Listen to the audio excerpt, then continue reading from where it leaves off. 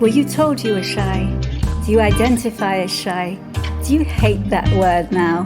Do you just wish you could get over it and get on with your life? Welcome to Shining Beyond Shy, empowering you to create a greater life than you ever thought was possible. With your Shining Beyond Shy host, Fiona Cups.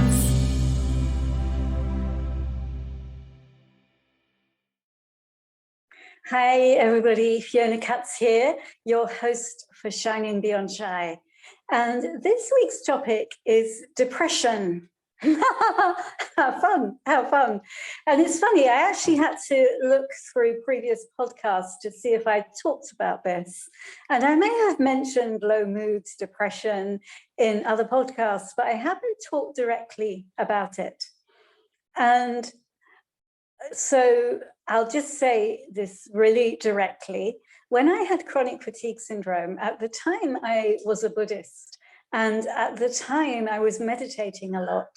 And when I would meditate, I would get into these really joyful, blissed out states. And it's interesting because there are some people, when they have chronic fatigue syndrome, meditation isn't something that they're able to do at all. But for me, it was something that I could always do and loved and enjoyed, and yes, got blissed out. And I wasn't willing to admit to myself that that wasn't the case for the rest of my life. And in fact, I would say to people, I remember really clearly, I would say, well, yeah, I have chronic fatigue syndrome, but I'm so fortunate I don't have the depression that goes along with it for a lot of people. And I truly believed that I wasn't dealing with depression, that I wasn't depressed or low mood. And I guess that I had as reason and justification, well, I'm meditating and I'm a Buddhist, and Buddhists should be happy. And it was only really after I came through chronic fatigue syndrome that I could see how depressed I was at the time, and how much, to be honest, depression has been part of my life. Oh, my body is saying yes to that. So if that brings up anything for you, will you destroy and uncreate it? Right and wrong, good and bad, pod and pock, all nine shorts, boys and beyonds. So that's the Access Consciousness Clearing Statement. And what it will do, it's like when I talk about depression, for some of you who'll be listening to this, they was like, oh, and it might be like, oh my God, yes, she's found me out. I'm a bit similar. I don't want to admit that I'm depressed. Or it might bring a question mark into your mind, or you might know that you're depressed. And you're like, ah. Anyway, whatever energy is for you, will you let it go? Will you destroy and uncreate it? Right and wrong, good and bad, pod and pock, all nine shorts, boys and beyonds. And what the clearing statement does is release all the points of view that you have around the word depression, leaving you to just be, oh yeah, sometimes I was depressed, like me now. It's like, yeah, I really was depressed. And well, sometimes I can still feel like I am. And I'll say something about that later.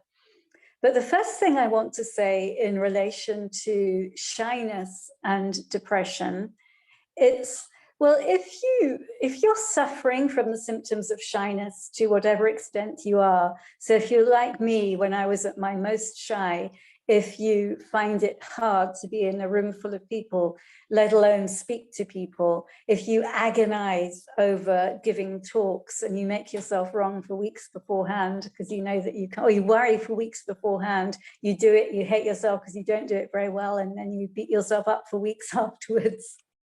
How fun! And actually, let's use the clearing statement again on that.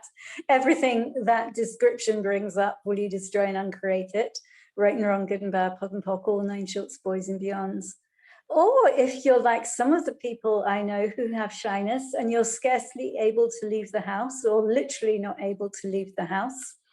Of course, all these kind of limiters that we put on ourselves, it's unsurprising if we have low mood or depression. My body is moving. So those of you who are on YouTube, if you see my body moves, it's just because there's an energy that's up in the world of people who will be listening to this. So everything again, that is everything that brings up, will you destroy and uncreate it? Thank you. right and wrong, good and bad, POD and POC, all 9 shorts, boys and beyonds. And I guess it's funny because I don't see it like this at all now. I guess that there is a quote unquote stigma around depression, that in my world there wasn't around fatigue. It was easier for me to say to people I was fatigued than I was depressed, way easier. And what if there's nothing wrong with any of this? Whatever we have going on, what if there's nothing wrong with it? Because when we judge it as wrong, it makes everything about it worse. It's like, what if we could be like I'm pretty much able to be now? Oh, sometimes I still have low mood. Sometimes I still have depression. So one of the first things that I want to say, and I've talked about this a lot on other podcasts, but it's just really important to remember, is that as shy people, we're often pretty sensitive, we're often pretty empathic. So we tend to know what's going on for other people. And I'm going to give you one, maybe 2 examples from very recently. So I'm here in Zagreb in Croatia. And first example is maybe quite funny. So I live on the 5th floor of an old building in the middle of town, and there's this ancient lift that kind of makes a big noise as it goes up, and it's actually pretty fun to be in. Well, anyway, I think it's fun. But normally I'm the only person in it. And on this particular occasion, these 2 young guys came into the lift with me, and I could tell they'd been drinking, and I was like, oh, I wonder what this is going to be like. So I was like, 5th floor, I'm English. Everyone seems to think I'm Croatian here. I can't speak very much Croatian, but even me saying dobar dan, good morning or good day, people think I'm Croatian, and I always get this long burst of Croatian from people. Anyway, I told them I was English, 5th floor, please. And they were like, oh, we've never been in this building before. And we're going up there because we're going to jump off the roof. We're going to commit suicide. We haven't been enjoying our lives for years now. And well, I think they were just messing around with me. And so I was like, oh, wow. Well, please don't make too much of a noise around it because, you know, I'm working hard in my apartment. But actually, if you really would like to commit suicide, then I'll come up with you and I'll push you. So everything me joking about this brings up, will you destroy and uncreate it? Right and wrong, good and bad, POD and POC, all 9 shorts, boys and beyonds. So just to clarify, I don't think that they were at all thinking of committing suicide. They were just having a laugh with me. So I had a laugh with them back. How does it get better than this? And I didn't think much of it, except to think, hey, well done me. You know, I kind of stood up to these young guys. And the next morning, I woke up feeling awful, absolutely awful. And so it's been my birthday recently. So I'm not getting younger. And so along with this, I'm feeling awful, came this whole story of, well, you know, life's not going to get better. Life's going to get worse. I've got some things going on in my body. Oh, you know, blah, blah, blah, blah, blah. None of which is my reality. None of which is true for me. Actually, what occurs for me as I get older is that life gets better and better. Not supposed to be possible, but that is actually my reality. And it took me an hour or 2 that morning before I realized, oh, I'm just in these guys' world. Even though they weren't going to commit suicide, they weren't suicidal, just hearing them talk about it was enough for my mind, if you like, to latch onto it and create a story out of it. Oh, I'm so depressed. Oh, life isn't worth living. Not me at all. So I tell you that kind of maybe funny story, it makes me laugh, to really make it clear to you how this works. Yes, we pick up other people's stuff all the time. How many people at the moment are sad and depressed? How many people believe there's no future? A lot of people don't think there's a future. I was talking, I have some problem with my computer and I had to go into a computer shop today. The young guy in the shop, like isn't optimistic about the future, doesn't believe that there's much bright, you know, and this is young people. I don't know why I think it's, well, I guess that the young people of the future, but it just really struck me that there I am, much older than him, optimistic, and there he is in this space of not really believing that much brighter is possible. So most people on the planet in different ways, particularly at this COVID crazy time, don't believe that there's much bright, much possibility. And I'm just going to invite you, and you may be like, no, I don't either. I'm just going to invite you to really check in with you. Is that really your point of view? Or are you picking up, like me, like I was, are you picking up the prevailing points of view on the planet at the moment? So anyway, you're picking up the prevailing points of view on the planet at the moment, will you return them to sender with consciousness attached and destroy and uncreate anywhere and everywhere you're making them anything to do with you? Everything that brings up, will you destroy and uncreate it? Right and wrong, good and bad, POD and POC, all 9 shorts, boys and beyonds.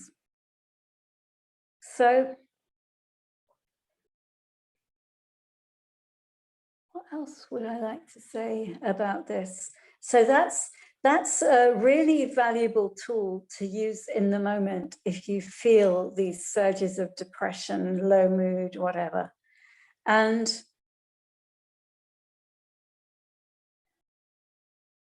in terms of shyness, everything that we've talked about before that can help you to come out of the shyness, it's like as we come out of the shyness, we come into being who we truly be. Who we truly be has nothing to do with depression and low mood. And as we come out of the shyness even more, we come into looking at how we can create our lives, how we can create our future. As the future that we're creating becomes more of what we'd like, we become necessarily happier. And we inexplicably laugh at ourselves on podcasts. It's so funny when I started, so it's a kind of a relatively new thing that I laugh in that way, that kind of way.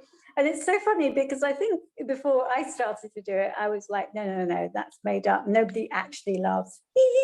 But I may tell you that it's not made up. I do laugh like that now.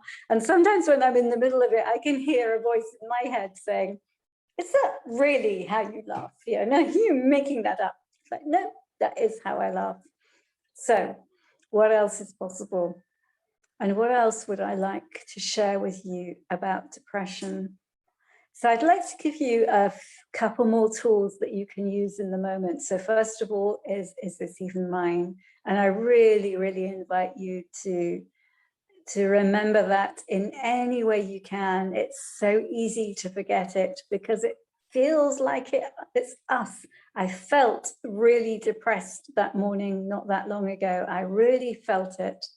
And I guess if it didn't feel real, other people's stuff, then it would have gone by now, or it wouldn't bother us in the way it does, but it really, really does feel real. So you're not wrong if you keep on forgetting about who does it belong to, or if, and you may, it is maybe the first time you hear it, in which case that's great. Really invite you to notice how much of the stuff that's going on just isn't anything to do with you, how sensitive and aware you are of other people's worlds, other people's environments. So that's the first one. Second one is, if I weren't feeling depressed right now, what could I choose? And what that does, that tiny little seemingly easy question, it invites you to see that depression is not inevitable. It invites you to see that there is some other choice. So I'll just say it again.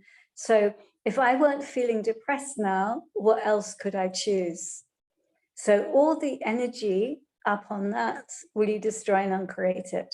right and wrong, good and bad, POD and POC, all 9 shorts boys and beyonds.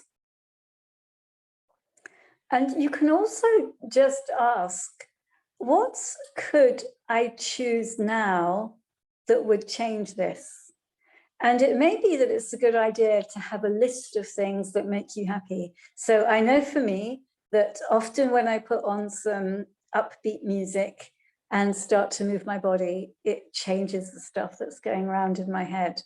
And not always. There are times where I'm like, no, don't try and trick me with that fun music. I'm not willing to be tricked into having a good time. But a lot of the time, dance music will do it for me. Another thing that will change things for me is being in nature. And so I'm living in the middle of a city now. It's not a massive city, but I'm in the middle of the city. And I still notice that getting myself out of the house, out of my little studio apartment, really, really helps if I'm not feeling great. And I get that it helps because it brings me to fresh air. Although my friends from Montenegro who visited yesterday were like, this isn't fresh air. Montenegro is full of fresh air. Anyway, for me at the moment, it's air anyway. You know the difference between being in a stuffy building with the heating on and being outside. It's like it brings that space in. But it's also moving our bodies. It's like for me, I walk, I love to walk. And I was going to say, whether it's walking around a city or walking up a hill or by the sea, I just love it. And the movement brings something to my body as well. Or it may be, sometimes for me, it's like, you know what, I'm going to find a good film on Netflix, or I'm going to find a good book to read. So whatever that is for you. And sometimes in the moment, it can be hard to think what it is. So having a list of stuff that can help you get out of it can be great. But the other thing I want to say beyond all of this is that everything that all the tools that I'm giving people with shyness, all the ways of getting out of shyness and finding your voice, finding what's true for you, creating your life, expressing you in your life, all of those tools will actually take you away from depression. So continue to use everything that I'm giving you. And if you haven't already, I invite you to download the free resource I have, 5 Steps to Overcoming Shyness Wherever You Are. And just know that I have, that there's way more beyond this podcast that you can do to overcome shyness.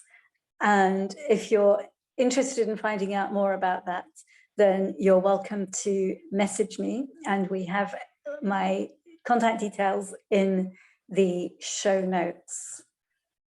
So thank you for listening to this.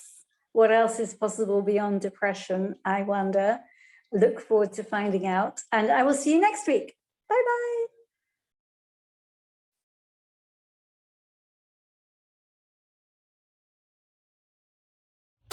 Thank you so much for listening to this podcast. I'm so grateful for you.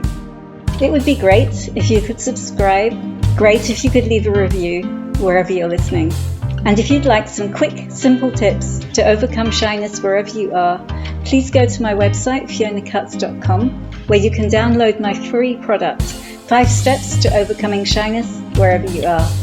Thank you again, and see you next time.